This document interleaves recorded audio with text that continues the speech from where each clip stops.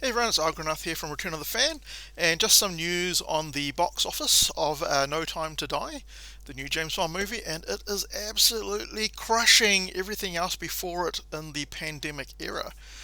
Not surprising though, because Bond is a huge franchise. Um, so let's have a look at how it's doing. So No Time to Die rockets to record 119 million overseas opening. The 25th James Bond film is the first Hollywood title of the pandemic era to cross 100 million in its foreign launch without China. So just bear that in mind. So it's launched in foreign countries, not in China. I don't know if it will be released in China or not. I assume it should be, but probably at some point. And there's no domestic release. So domestic normally means in the US, right? Um, So No Time to Die, the release of which has been delayed numerous times due to the COVID-19 pandemic, rocketed to 119.1 million from 54 markets in its foreign debut. So that's a pretty amazing number. Sets records as well. Um, the 25th installment in the Storage Spice franchise is the first Hollywood title of the pandemic era to cross 100 million in its overseas launch without China. It wasn't the only bright news of the weekend. In North America, Sony's Venom, Let There Be Carnage, posted a stunning launch 3-day launch of 90 million. So that's pretty good for Venom, actually, because the first movie wasn't that hugely received, right? I mean, the movie was okay, wasn't that great. Doesn't really belong in the same level as Bond, I guess. So that's done pretty well for 90 million. But I think when it released, there wasn't really anything else which is competing with it.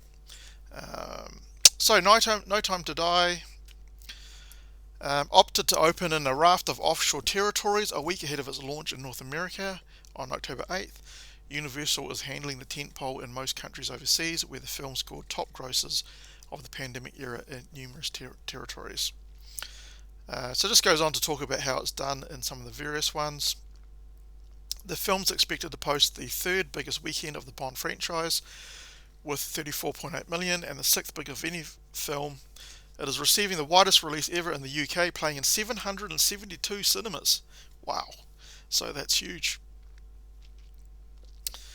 It smashed IMAX records, including setting the best opening weekend for a Bond film in 24 countries, including Japan, Hong Kong, Germany, Switzerland, and a whole bunch of other ones as well.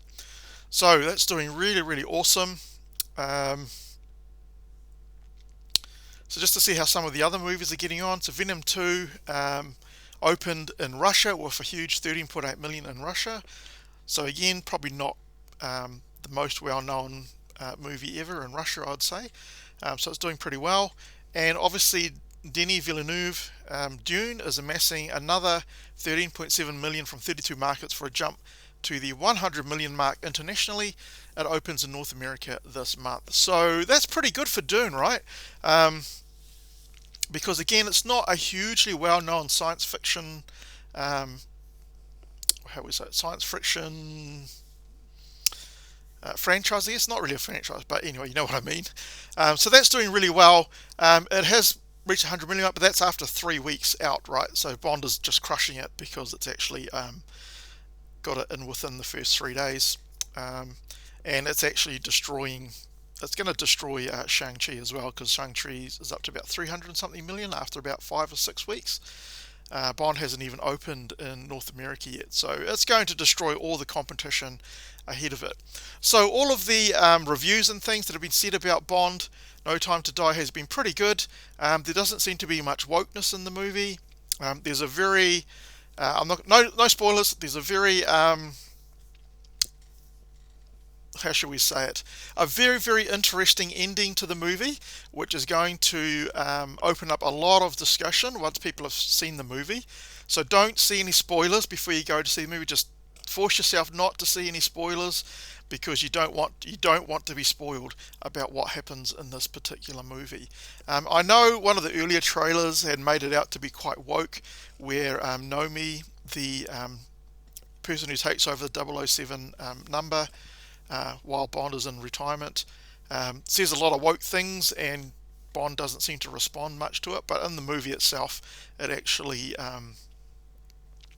plays much better, and he gives as good as he gets, which is quite good. So that's good. And there was rumor about the supposed tampon scene which a lot of woke media talked about. That didn't make it into the movie either, which is great because that would have been just silly. But there seems to be some jarring changes in the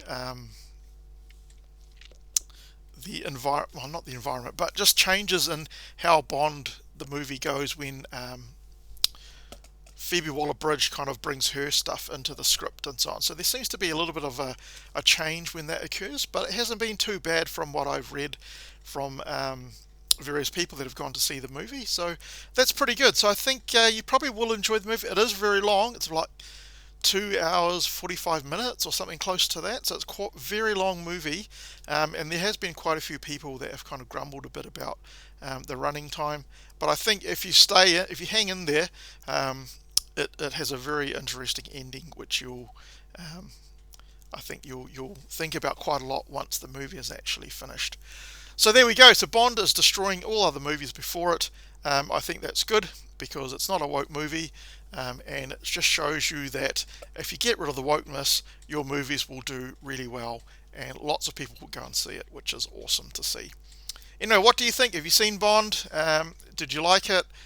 Did you think it was too long? Let me know in the comments. If you like this movie, then please give it a thumbs up. If you didn't like the movie, then feel free to give me a thumbs down. And if you like my content, it'd be awesome if you could subscribe. It just helps the YouTube algorithm to notice my videos and get it out there as well. Alright, that's it for me. I will catch you in the next video.